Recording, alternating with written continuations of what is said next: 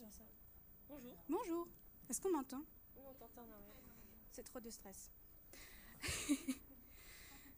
Du coup, aujourd'hui, c'est le groupe des 18+, qui va prêcher et on a choisi... Ah, je m'entends. On a choisi comme sujet pour notre prédication, la prédication. Parce que c'est un sujet qu'on pense connaître, mais en fait, on ne sait pas trop. Et du coup, voilà, c'est tout. Je pense que vous n'avez pas assez applaudi pour cette magnifique présentation.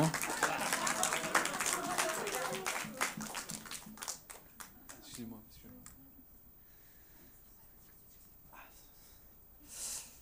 Alors, comme elle l'a si bien introduit, c'est vrai qu'on ne connaît pas trop la prédication en fait. Je pense que vous avez tous une idée plus ou moins vague de ce que c'est la prédication. Je pense que vous avez au moins peut-être une image en tête qui vient, mon papa là-bas qui parle de que tout commence par une rencontre. Il y a quelques semaines, il avait prêché là-dessus. Peut-être même vous avez une image... Oui, Patrick? Ok, très bien. Faut baisser le pupitre? Très bien, c'est pas grave. Tant pis pour mon dos. Peut-être même vous avez une image, si c'est une des premières fois que vous venez à l'église, d'un grand homme en blanc comme ça qui récite des Ave Maria partout. Si vous aimez peut-être les prédications outre-Atlantique, vous avez l'image d'un trentenaire bien baraqué comme ça, avec un jean troué qui crie comme ça « God bless you !» et tout. C'est plus classe qu'ici. Hein, c'est... Ah bon. Ouais, on a pas ça en stock. Mais moi, ce que je trouve cool... Attendez, je vais prendre mes notes, parce que sinon, faut pas s'en sortir. Je peux raconter ma vie aussi, hein, ça peut être intéressant, mais... Non? Bon, tant pis. Parce qu'en fait, figurez-vous, ça c'est une...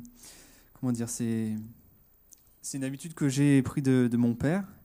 C'est-à-dire qu'en fait, j'aime beaucoup reprendre directement les définitions, en fait. La définition du mot même de l'étude sur laquelle on fait l'étude. Donc ici, prédication, prêche. J'ai pris une définition vraiment dans le dictionnaire, hein. Hachette, 2019, tout ce que vous voulez, voilà. Donc la première définition qu'on a ici, c'est enseigner la parole de Dieu. Jusque-là, je pense que tout le monde l'avait. On est d'accord là-dessus. Ensuite, il y a engager, exhorter à une qualité, une vertu. Ça, c'est intéressant parce que c'est vrai qu'il y a beaucoup de prédications qu'on appelle des prédications d'exhortation qui nous exhortent à faire quelque chose pour que notre vie spirituelle soit meilleure.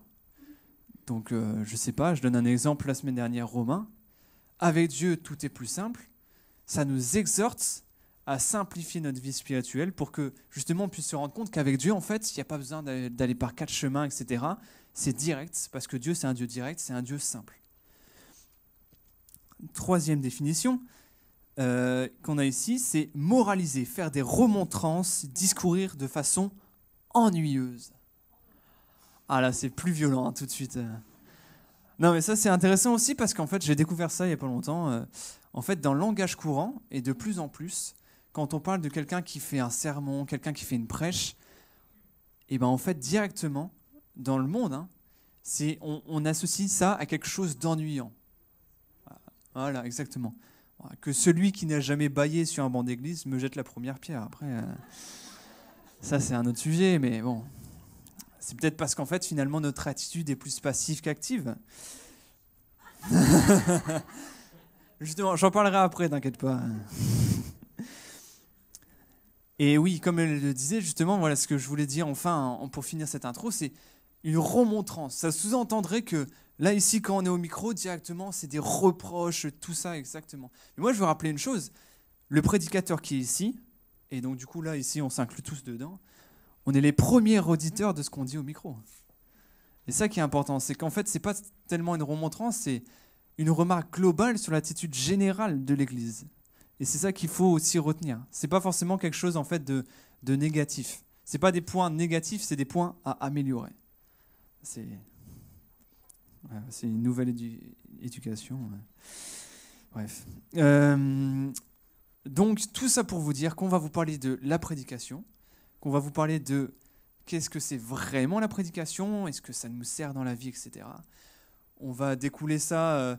Donc, comme vous avez vu, on est beaucoup. Donc, on a quand même essayé de faire ça en plusieurs parties. Moi, je vais vous parler tout de suite, là, maintenant, de l'influence de la prédication dans l'Église et dans notre vie personnelle. Pardon, j'ai bégayé.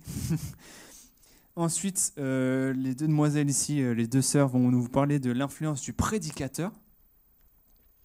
Donc, attention, Sam, tout ça, prenez des notes, hein. Et enfin, on va parler avec Hugo de l'influence du temps personnel dans notre développement, par rapport à la prédication, qu'est-ce qui est plus important, etc. Donc du coup, comme j'ai dit, le meilleur va commencer. C'est une blague, évidemment, hein. Je ne me permettrai pas de faire un jugement de valeur. Pas du tout. Donc, parce que je suis quand même quelqu'un d'un peu relou dans la vie, on va aussi commencer par l'étymologie du mot prédication. Est-ce que vous savez ce que c'est? Ah bah non, hein. Je vous rassure, hein, je ne connaissais pas non plus avant de faire mes recherches. En fait, ça vient du bas latin, donc on s'en fout, mais c'est bien de le dire. Ça vient de predicatio, en fait, qui veut dire action d'annoncer l'évangile, d'annoncer la bonne nouvelle. Et ça, c'est intéressant parce qu'en fait, le mot prédication, le mot hébreu, en fait, apparaît dans la Bible qu'à partir du Nouveau Testament. Pourquoi? Parce que c'est l'action d'annoncer la bonne nouvelle. La bonne nouvelle, vous connaissez le Christ, la croix, etc. Donc, en fait, en premier lieu, avant même de nous exhorter, etc., etc., la prédication, ça sert avant tout à évangéliser ce pourquoi nous avons été envoyés sur terre. Quand même très important. Et c'est tellement important la prédication que ça faisait même partie de ce qu'on appelle les piliers de l'Église primitive. Donc, l'Église primitive, vous l'avez tous, je pense, c'est ce que Paul parle dans ses lettres, c'est les Actes, c'est l'Église de Thessalonique, l'Église de Rome, etc. Donc je vais demander à mon père, qui est derrière l'ordinateur, de prendre Acte 6, verset 1. Et donc je vais vous demander aussi de faire la même chose.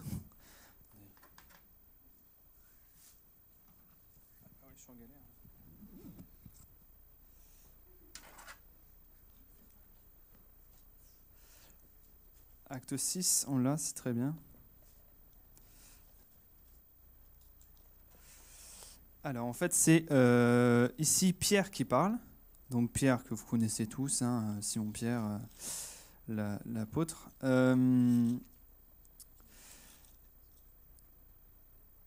À cette époque-là, comme le nombre de disciples augmentait, des tensions surgirent entre les disciples juifs de culture grecque et ceux qui étaient nés en Israël. Les premiers se plaignaient de ce que leurs veuves étaient défavorisées lors des distributions quotidiennes. Là, c'est ce qu'on appelle, en fait, malheureusement, ça arrivait beaucoup à l'époque, parce qu'en fait, comme c'était les premières églises, justement, il y avait beaucoup de problèmes, entre guillemets, logistiques, pas assez de personnes pour gérer, finalement, tout ce qui est arrivé, et c'est logique, c'est comme ça arrive ici, il y a des petits couacs parfois, jamais, hein, nous on est parfaits, mais... Alors les 12 apôtres réunirent l'ensemble des disciples et leur dirent: il ne serait pas légitime que nous arrêtions de proclamer la parole de Dieu pour nous occuper des distributions. Ah, là, quelque chose d'important. On note que les apôtres disent que malgré tous ces problèmes, entre guillemets, logistiques, la seule chose qui doit rester, la seule chose qui est primordiale, c'est l'annonce de la parole de Dieu. Sous-entendu, la prédication. C'est pourquoi, frères, choisissez parmi vous 7 hommes réputés, dignes de confiance, remplis du Saint-Esprit et de sagesse. Nous les chargerons de ce travail. Donc, ce petit verset-là introductif pour rappeler que l'Église primitive, je pense, et en tout cas, c'est ce pourquoi la parole de Dieu a été faite, doit nous servir de modèle actuellement. Et là, ici, on voit que ça faisait carrément partie de leurs piliers, c'est-à-dire les choses sur lesquelles était fondée l'Église, c'était la prédication. Pour vous dire à quel point, déjà, à l'époque, l'influence de la prédication était grande. Je vais regarder mes notes pour essayer de... Oui, on vous promet d'essayer de finir à peu près dans les temps. Après, je m'engage pour eux, parce que moi, je suis en premier, donc... Mais bon. Trop tard. Donc, j'ai marqué à l'époque, comme aujourd'hui, en un sens, la prédication poursuivait forcément des buts. Ça, on l'a vu. Le premier qu'on vient de voir, c'était avant tout annoncer l'évangile.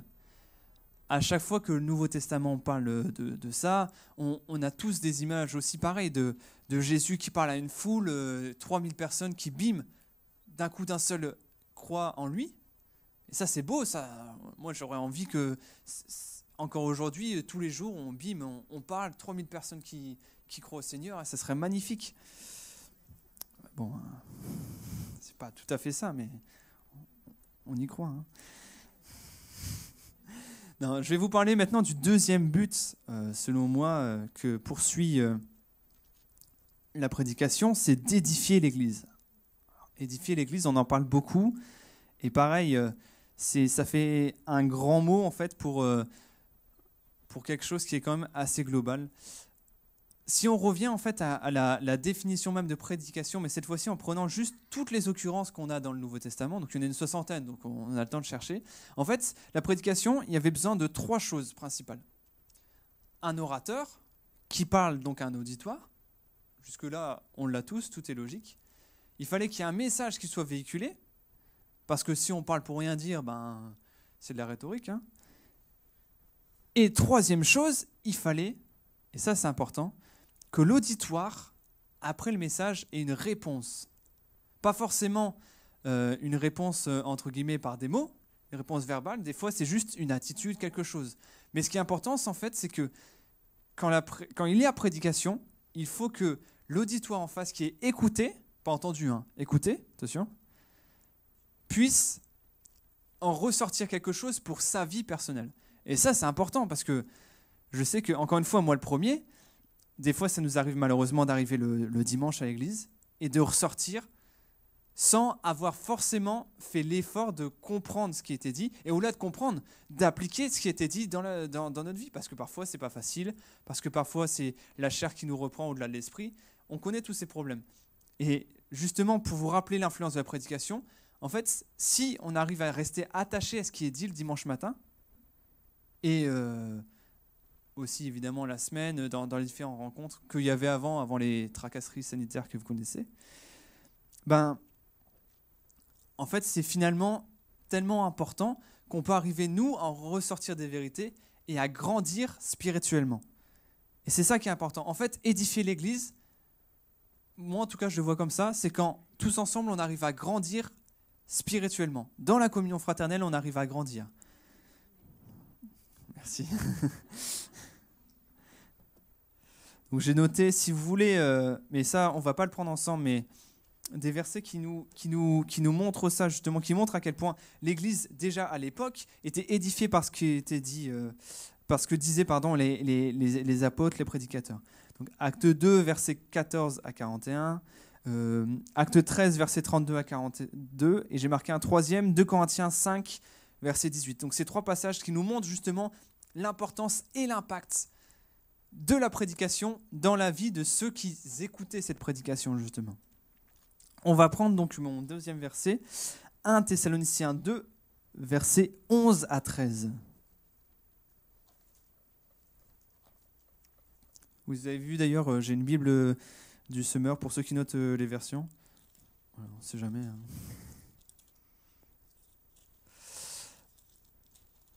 Voilà, 1 Thessaloniciens 2, versets 11 à 13. Donc là, ici, c'est Paul qui parle. Et vous savez aussi de quelle manière nous avons agi à l'égard de chacun de vous, comme un père le fait pour ses enfants. Nous n'avons cessé de vous transmettre des recommandations. Donc ça, c'est ce qu'on a dit, notamment dans la prédication, la définition. Nous avons cessé de vous transmettre des recommandations.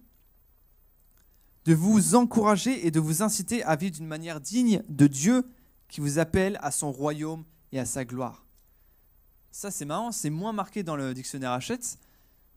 La prédication, ça doit aussi nous encourager, nous, dans notre vie. Ça doit être des messages aussi d'espoir. Parce qu'avant tout, là, tout ça, la parole de Dieu, c'est un message d'espoir pour nos vies. Il ne faut pas l'oublier. Et avant même de te dire, finalement, de te poser cette question, quelle influence a la prédication dans ta vie ? Pose-toi d'abord la question. J'ouvre un peu le débat et ça découlera aussi sur ce que vont dire mes chers camarades, mais quelle influence a la parole de Dieu dans ta vie ? Et c'est ça qu'on doit se poser comme question avant tout. C'est est-ce que ce que je lis là, je trouve ça tellement ennuyant que de là l'appliquer dans ma vie, je le fais parce qu'en fait je sais qu'il faut le faire. Ou est-ce que justement on arrive à découler et à chercher les vérités bibliques, à chercher ce qui nous encourage à aller plus loin avec le Seigneur? C'est là toute la question en fait. Et pourquoi est-ce que j'arrête pas de parler depuis tout à l'heure de croissance, d'édification? Eh bien on retrouve ça dans 1 Corinthiens 3, versets 1 à 3, que je vais donc vous demander de prendre. 1 Corinthiens 3, versets 1 à 3.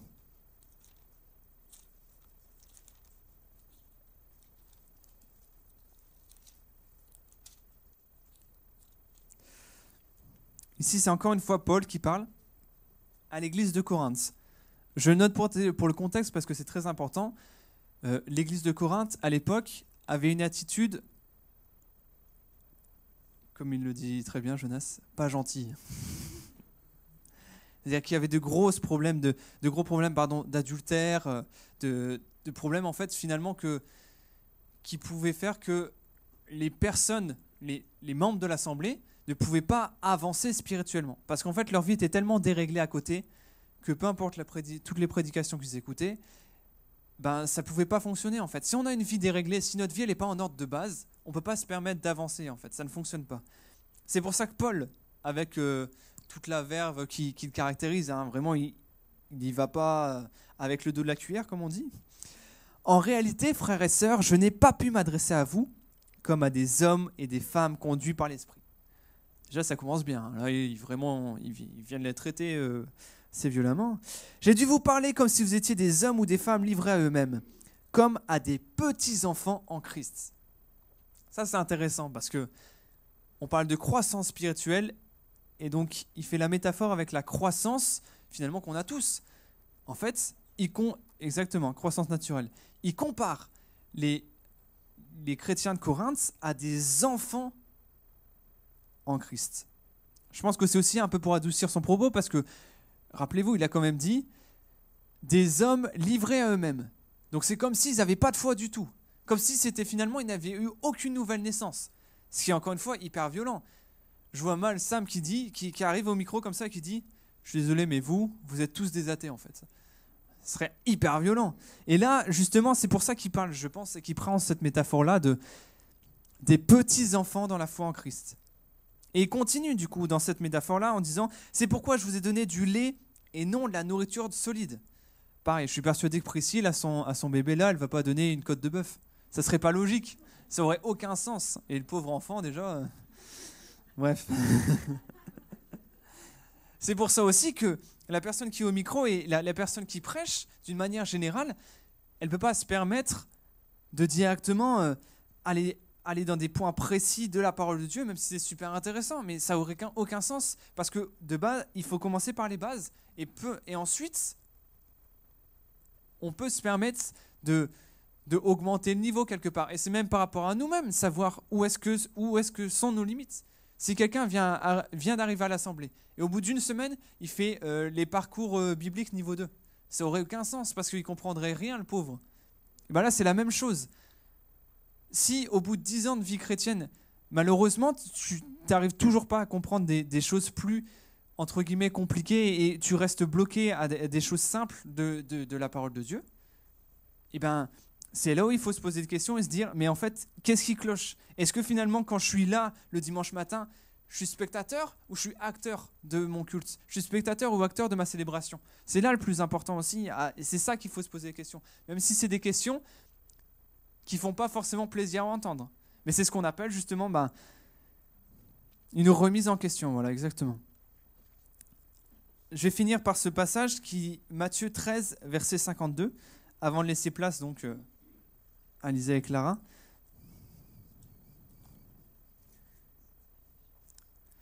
Voilà, c'est ça. Matthieu 13, verset 52. Donc là aussi, on change d'orateur. Et c'est, si je ne dis pas de bêtises, Jésus qui parle.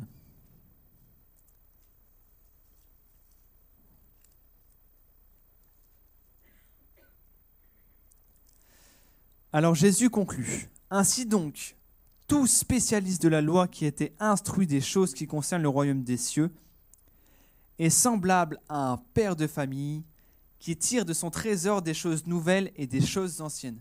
Ça fait 2 fois qu'on fait référence à l'image du père de famille par rapport à ses enfants. Et je pense que c'est pas, il faut pas avoir une image, surtout pas, sinon on serait dans le faux, et je pense qu'elles vous en parleront après, mais une image du prédicateur qui est supérieure aux membres de l'Assemblée. Comme je l'ai dit, le prédicateur, c'est le premier orateur de ce qu'il raconte. Et là, ici, il y a l'image du père de famille parce qu'en fait, il veut le bien pour ses enfants.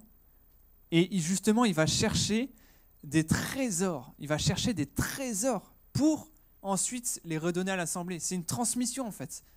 Et justement, cette transmission de savoir, il ne faut pas la prendre comme quelque chose de rabaissant. Au contraire, il faut s'en saisir pour justement grimper ensuite. Un enfant qui a une bonne éducation pourra se permettre de grandir convenablement. Alors qu'un enfant qui a une mauvaise éducation, justement, ce sera plus compliqué pour lui par la suite.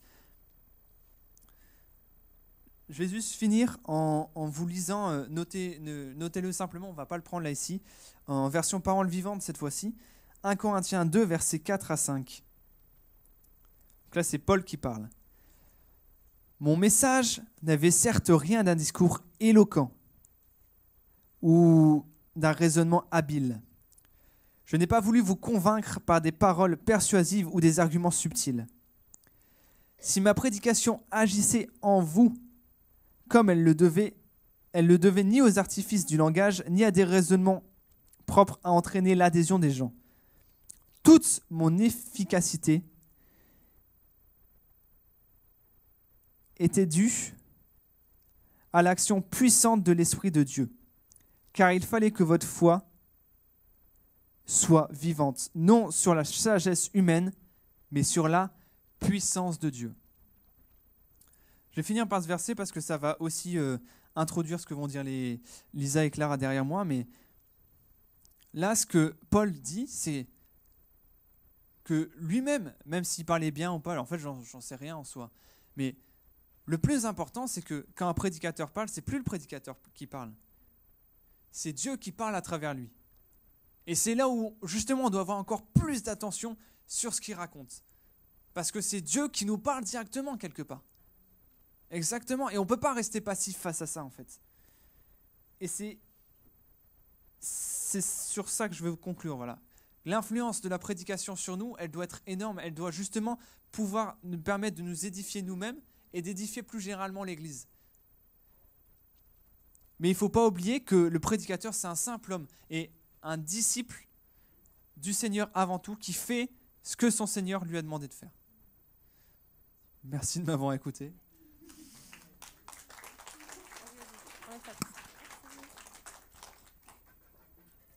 Bon bah Lucas, il a fait toute notre partie. Non, je rigole. Il a spoilé grave, ouais. Nous, en fait, on va juste reprendre un peu l'avant-dernier verset qu'il a dit. Donc, quand il parle du Père qui va chercher le trésor et tout ça, nous, on va parler du Père plus spécifiquement, de l'influence du prédicateur. Et donc, on a choisi en fait de prendre tout d'abord un grand passage de la Bible plutôt. Donc, Acte 14, 8 à 15. Et Lisa va faire la lecture.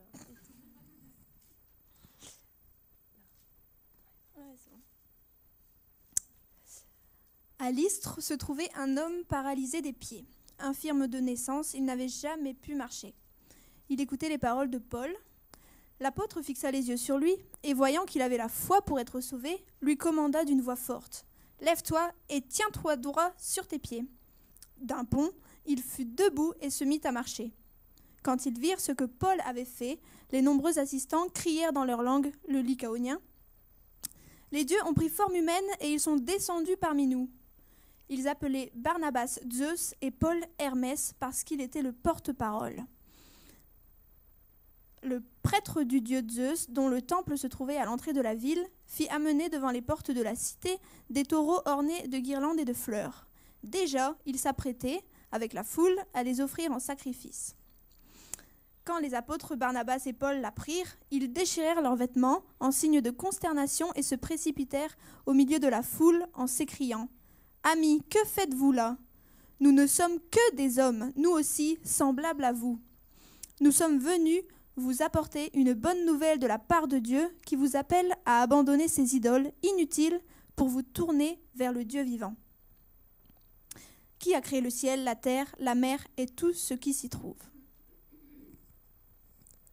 Alors, juste pour une petite remise en contexte, là, on a juste Paul et Barnabas qui font un peu le tour des villes et qui, eux, au contraire des disciples de Jésus qui s'adressent aux Juifs, Paul et Barnabas s'adressent aux non-Juifs. Et donc là, ils se trouvent à Lystre. Et donc, en fait, on va un peu découper ce grand morceau et en tirer des petites leçons à chaque fois. Donc, pour la partie 8 à 10, on a donc un homme paralysé. Alors, on va noter 3 étapes de l'homme paralysé. Il se trouve donc un homme et il écoutait les paroles de Paul. Donc l'homme représente l'auditoire, Paul ici représente le prédicateur et il écoute. Donc la première attitude, comme Lucas a pu le dire, c'est l'écoute. Ensuite, l'apôtre fixa les yeux sur lui et voyant qu'il avait la foi pour être sauvé. L'auditeur croit en ce que le prédicateur dit. Donc là, le paralysé, il croyait que ce que Paul disait, ça pouvait vraiment le sauver. Et donc, il lui commanda d'une voix forte, « Lève-toi et tiens-toi droit sur ses pieds. » Et d'un bond, le paralysé fut debout et se mit à marcher. On a donc, comme Lucas a pu en parler, une mise en pratique. On ne peut pas rester spectateur en fait, d'un message qui est annoncé. Il faut y croire et donc, après, le mettre en pratique dans notre propre vie, comme le paralysé a pu le faire dans cette situation. Donc voilà, c'est la première base en fait d'une prédication. Et donc le prédicateur, lui tout seul ne peut rien faire. Si en fait vous étiez pas là, et si lui tout seul, il servirait pas à grand chose. Et donc c'est aussi le fait que l'auditoire croit en ce que lui dit, en ce que Dieu dit plutôt au travers lui-même, qui peut vraiment avoir un impact dans nos vies. Au verset 11 et 12, du coup, on a les habitants de Lystre qui sont clairement en train de faire un amalgame entre Paul et Barnabas, humains, et leur Dieu. Quand ils disent la phrase « Les dieux ont pris forme humaine et ils sont descendus parmi nous ». Donc en fait, là, les hommes ont clairement mis Paul et Barnabas sur un piédestal et les ont élevés à une place surhumaine, clairement. Et donc voilà. Ouais, c'est ça. C'est toi qui continue après. Oui, parce que voilà. Placer un prédicateur dans un rang de divinité, c'est vraiment un danger. Et donc eux, ils vont tout de suite. Et on voit tout de suite, on continue à voir le comportement donc des habitants de Lystre.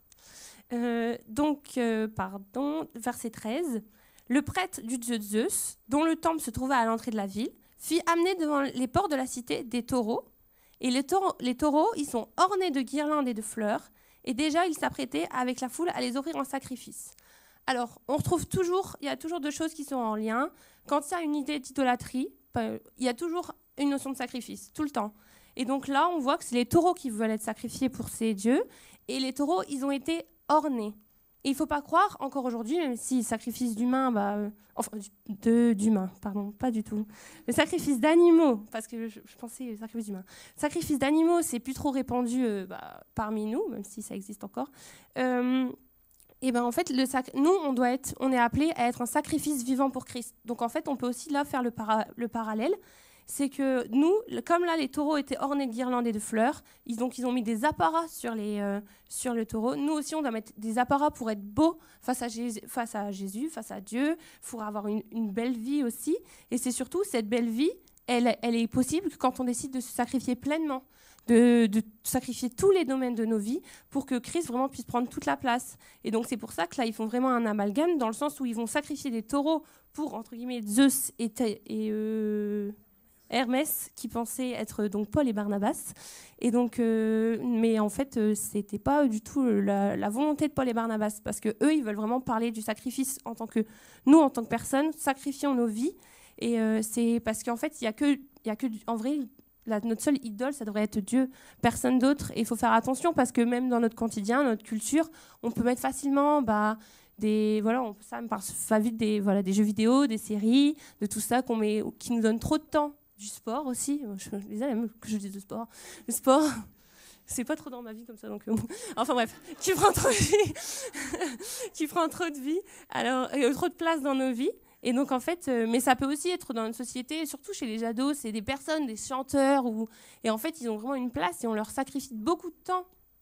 Ah, le foot, ok, voilà, on va pas être plein de trucs, mais et donc voilà, c'est aussi nous souvenir que voilà, la seule personne qui mérite vraiment toute notre adoration, toute notre gloire, et ben c'est Dieu et personne d'autre. Et encore, je veux pas dire encore moins, mais surtout pas aussi un prédicateur. Voilà. Ok, on continue avec le verset 14 et 15, donc où Paul apprend ce que sont en train de faire les habitants de Lystre, et il est un peu désemparé, choqué. Et en fait, il va clairement Amis, que faites-vous là? Nous ne sommes que des hommes, nous aussi semblables à vous. En fait, Paul est en train de remettre les choses dans l'ordre, si on peut dire. Il est en train de ramener tout le monde à la même hauteur, en rappelant qu'ils sont absolument humains et que eux sont juste des serviteurs de Dieu ils sont envoyés comme nous tous ici, envoyés pour parler et propager la bonne nouvelle. Donc voilà, le prédicateur finalement, il est comme nous tous. Donc que ce soit tonton Sam, Teddy, Romain, papy, Bernard, et peu importe, finalement ils sont absolument au même niveau que nous. Et ouais, ils font tout comme nous, hein. Ils mangent, ils boivent, ils dorment. Voilà, je vous laisse imaginer la suite.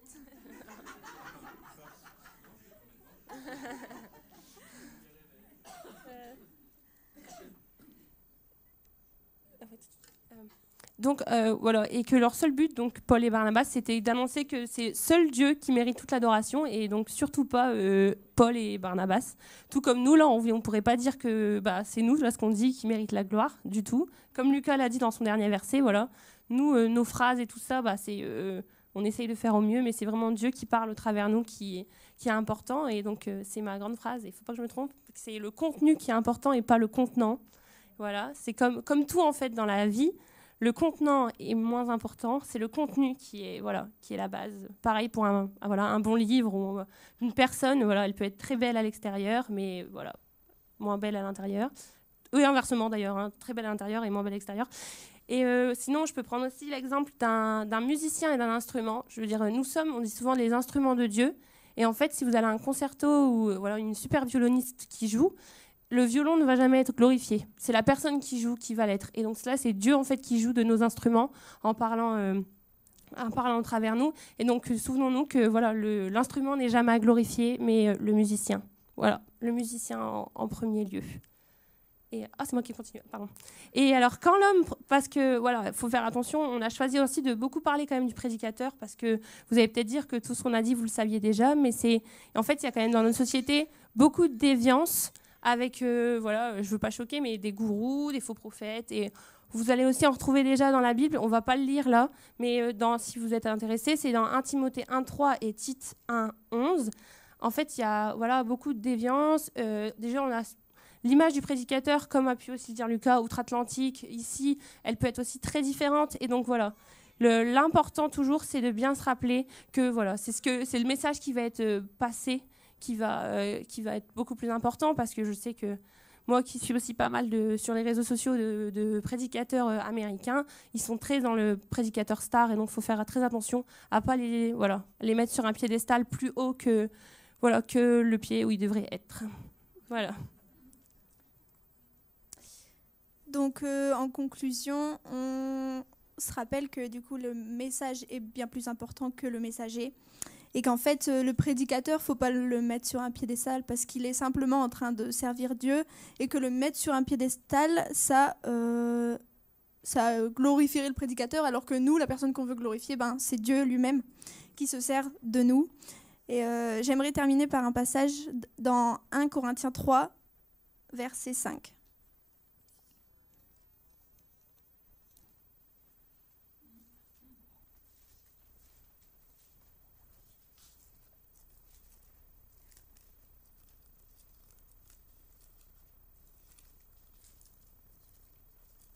Je mettrai un papier la prochaine fois. C'est là. Je vois, j'ai mis un papier. Voilà. Après tout, que sont donc Apollos et Paul ? Des serviteurs, grâce auxquels vous avez été amenés à la foi, chacun d'eux accomplissant la tâche particulière que Dieu lui a confiée. Moi j'ai planté, Apollos a arrosé, mais c'est Dieu qui a fait croître.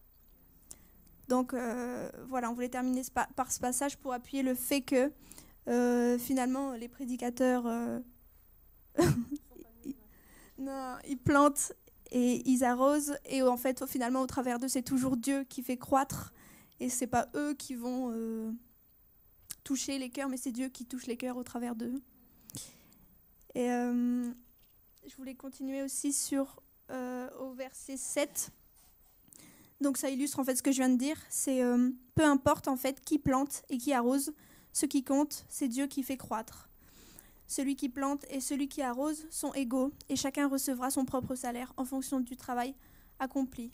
Car nous travaillons ensemble au service de Dieu, et vous, vous êtes le champ qu'il cultive, ou encore vous êtes l'édifice qu'il construit. Donc finalement, ici, on est tous des prédicateurs dans nos vies personnelles, et donc à aller annoncer la bonne nouvelle aux gens qui nous entourent. Parce que la prédication, c'est peut-être pas finalement que dans une église le dimanche matin, mais c'est nous aussi qui devons être des témoins dans nos vies. On change d'orateur.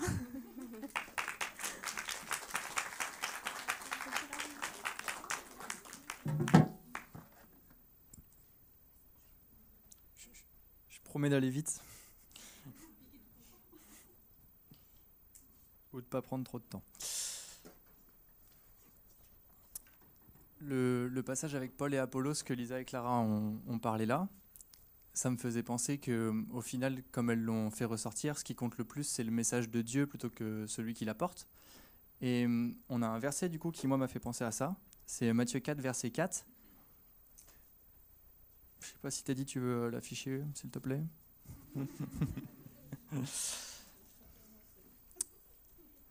Mais Jésus répondit, « Il est écrit, l'homme n'a pas seulement besoin de pain pour vivre, mais aussi de toute parole que Dieu prononce. » Et du coup, voilà, ça me faisait penser à ça par rapport à ce qu'elle disait, que au-delà de qui l'apporte, c'est ce que Dieu veut faire passer qui compte. Et ce verset, je le trouvais aussi intéressant parce que, en réfléchissant, il répond à quelle question ? De savoir, l'homme ne vivra pas seulement de pain, ça répond à quelle question ? Ça répond à la question, grâce à quoi l'homme peut vivre ? Puis, pour aller un petit peu plus loin, ça va me servir dans ce que je vais vous partager, mais qu'est-ce que l'homme ? Donc ça, on le retrouve dans un autre verset, c'est 1 Thessaloniciens 5, verset 23. Monsieur Teddy. On n'a plus beaucoup de temps.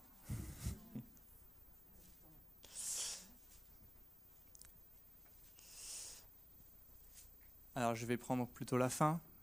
Qu'il vous garde parfaitement esprit, âme et corps pour que vous soyez irréprochables. Ce qui m'intéresse ici, c'est vraiment cette définition en 3 dimensions, en 3 parties pour simplifier. Une partie corps, une partie esprit, une partie âme. Et de quelle manière on peut nourrir ces parties. La partie corps, on sait, on a à peu près, vous connaissez aujourd'hui, il y a des pubs, manger, bouger, manger 5 fruits et légumes par jour. Puis le corps, il fonctionne avec 5 nutriments. On les a tous sur les bouteilles de jus de fruits ou les paquets de viande qu'on achète. Les protéines, les lipides, les glucides, les vitamines, les minéraux. Et le corps, il fonctionne avec ça. C'est ce qui fait notre énergie. Puis chacun de ces éléments, il a une fonction différente. Les protéines, c'est pour les muscles. Les glucides et les lipides, c'est pour avoir l'énergie pour que les muscles puissent se nourrir et qu'ils puissent fonctionner. Mais du coup, est-ce que ce ne serait pas pareil pour notre esprit ? Pour notre esprit qui du coup est en nous, qui est de la même manière, ne vivra pas seulement de pain. Cet homme qu'on est, que je suis, que vous êtes, ne vivra pas seulement de pain, mais de toute parole qui sort de la bouche de Dieu. Eh bien, c'est pareil. Et chaque chose, chaque élément qui fait que notre corps fonctionne est différent, a une fonctionnalité différente. Je vous parlais de glucides et de lipides, ils font la même chose. Ils servent à faire fonctionner les muscles. Mais pourtant, ils sont différents. Les lipides, ils ont 2 fois plus d'énergie. Et c'est pareil dans notre vie spirituelle. Alors, j'ai identifié 3 éléments qui pourraient nous permettre de grandir et d'être un esprit fort qui soit vivant. Alors, le premier, je l'ai trouvé dans Josué 1, verset 8, qui dit « que ce livre de la loi ne s'éloigne point de ta bouche, médite-le jour et nuit pour agir fidèlement tout ce qui est écrit, selon tout ce qui est écrit. Lire sa Bible, méditer la parole de Dieu. Le premier élément pour avoir un esprit qui soit vivant, en pleine forme, comme un corps, et qu'on soit vraiment dynamique. Le deuxième, je l'ai trouvé dans 1 Thessaloniciens 5, verset 17. Un verset très très court. Priez sans cesse. Le deuxième élément, ce serait la prière. Et le troisième élément, je l'ai trouvé dans Jean 13, verset 34. C'est un élément qui regroupe plein de choses. Je vous donne un commandement nouveau. Aimez-vous les uns les autres, comme je vous ai aimé. Vous aussi, aimez-vous les uns les autres. Et je l'ai mis en lien avec un autre verset, Romains 12, verset 5, qui nous dit, je ne l'ai pas donné en plus celui-là, il faut que je le lise.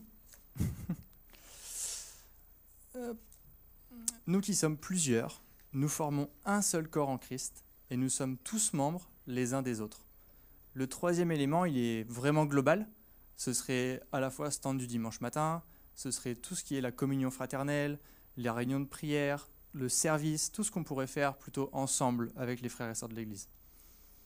Et comme pour notre corps, ces trois éléments, je les ai fait 1, 2, 3, mais il n'y a pas d'importance. Ce ne serait pas le premier est plus important que le deuxième, le troisième c'est le moins important. Il faut trouver un équilibre entre tout cela. Il n'y a pas de priorité, comme pour notre nourriture. Par contre, il faut que ce soit équilibré. On n'en a pas parlé plus que ça pour la partie pour notre corps, mais une fois qu'on a les éléments, comment est-ce qu'on fait pour que ça fonctionne à la fin ? Je ne suis pas diététicien, ça ne vous intéresse pas forcément ce matin, mais comment est-ce qu'on fait du coup avec ces trois éléments pour notre esprit, pour qu'au final, on ait un esprit qui soit comme pour notre corps, en forme, dynamique, etc. Il y a un verset encore qui nous parle de ça, c'est Psaume 1, verset 2. Alors le verset 1, c'est « Heureux l'homme », et donc la suite, ce serait « Qui trouve son plaisir dans la loi de l'Éternel et la médite jour et nuit ». Alors la clé, elle est peut-être là. Elle est même très certainement ici. Méditer la loi de l'Éternel jour et nuit. Moi, il y a quand même un truc qui m'embête un petit peu, c'est que des fois, c'est pas forcément dans toute la joie ou je trouve pas forcément mon plaisir. Je manque un peu de motivation. Et c'est un point problématique. Des fois, on n'a pas tout le temps envie. Je sais pas si comme vous êtes comme ça, vous aussi. Je suis tout seul. Des fois, c'est trop bien et des fois, pas trop envie. Pourtant, c'est nécessaire. Sinon, après, je suis plus en forme. Et je crois que la réponse à ça, c'est le fait d'être intentionnel. Vous savez ce que ça veut dire, l'intentionnalité ? C'est pas trop à la mode. Aujourd'hui, on est plus sur... même en amour, quand on est amoureux, tout va bien. Puis intentionnel, ça veut dire faire les choses. Ça veut dire qu'on s'implique pour faire les choses. Ça vient pas naturellement, mais dans notre tête, on y réfléchit, on sait que c'est important, puis on va le faire. Aujourd'hui, c'est moins dans les pensées, mais c'est quelque chose d'important. Et dans notre vie avec Dieu, pour construire notre spirituel, notre nous spirituel, notre partie spirituelle, ben c'est de la même manière, on doit être des fois, parfois, intentionnel. Intentionnel, donc c'est comme je l'ai dit, s'impliquer, on décide de faire. Je regarde où j'en suis. Voilà, il faut prendre la décision, que même les temps où le plaisir de méditer, il n'est pas forcément là, qu'en fait c'est un peu plus compliqué, eh ben, on va quand même le faire. C'est de se dire, je sais que c'est important, Seigneur, j'en ai besoin, je vais le faire. Et c'est une volonté qu'on a, et le Seigneur, là-dedans, il ne nous laisse pas seuls non plus. On a un autre verset qui nous parle de ça, il y en a plusieurs, mais j'ai sélectionné. Jérémie 29, 13. « Vous me chercherez et vous me trouverez si vous me cherchez de tout votre cœur. » Un matin ou une journée où ouvrir la Bible, ce n'est pas la première motivation, mais qu'on dit « Seigneur, tu vois que je n'en ai pas vraiment envie, mais je sais que c'est important. Il ne va pas nous laisser tout seuls. Si vous me cherchez, vous me trouverez. » C'est simple. Et puis, on dit « L'appétit vient en mangeant ». Donc c'est un peu pareil. C'est bientôt l'heure. Je vous ai parlé pour la lecture de la Bible, mais pour la prière, c'est pareil. On va trouver du plaisir à parler à Dieu en parlant à Dieu. Et c'est en se lançant que ça va venir. Et de la même manière, il faut y aller au début, puis ensuite ça va venir. Aujourd'hui, des fois, quand on parle d'habitude, ça rime avec quelque chose de lassant ou routine. Ouais, routine, c'est le mot que je cherchais. Puis c'est pas positif, alors qu'une habitude, ça peut être très positif. Aujourd'hui, il faut se dire, Seigneur, voilà, c'est vrai que c'est pas forcément très naturel de te parler constamment, mais je vais prendre l'habitude. Et c'est une super habitude. Mais de la même manière, soyons intentionnels et allons parler à Dieu. Et revenir à ce verset de Matthieu 4, verset 4 qui dit « L'homme ne vivra pas de pain seulement, mais de toute parole qui sort de la bouche de Dieu. » Et comme pour la nourriture de notre corps, que ce soit la méditation, la lecture de la parole, la prière, la prédication, le temps d'église, la fraternité, les temps de prière, ça nécessite d'être équilibré dans notre vie pour avoir un esprit qui est en forme, qui puisse servir le Seigneur, qui soit proche de lui. Et c'était à ça qu'on voulait vous encourager ce matin. Je vous laisse un petit chapitre, j'aime beaucoup le livre des psaumes, et je vous laisse pour cette semaine le psaume 19. C'est un chapitre que j'aime bien, et si vous avez envie de le lire, je vous le conseille.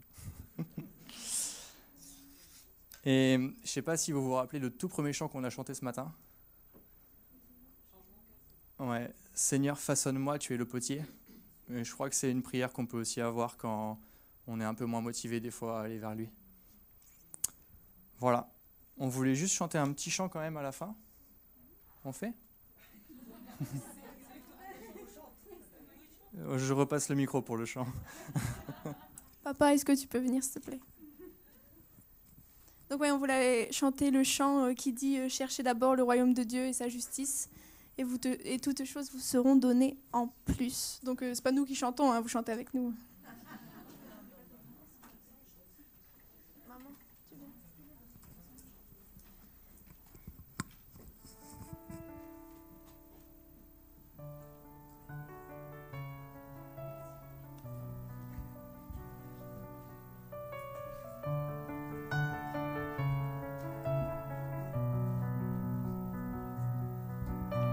Cherchez d'abord le royaume de Dieu et sa justice,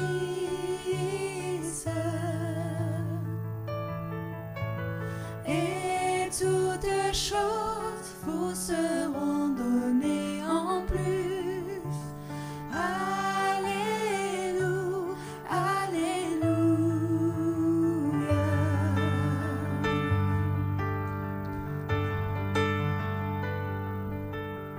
L'homme ne vivra pas de pain seulement, mais de toute parole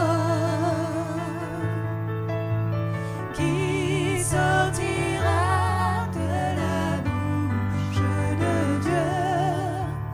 Alléluia,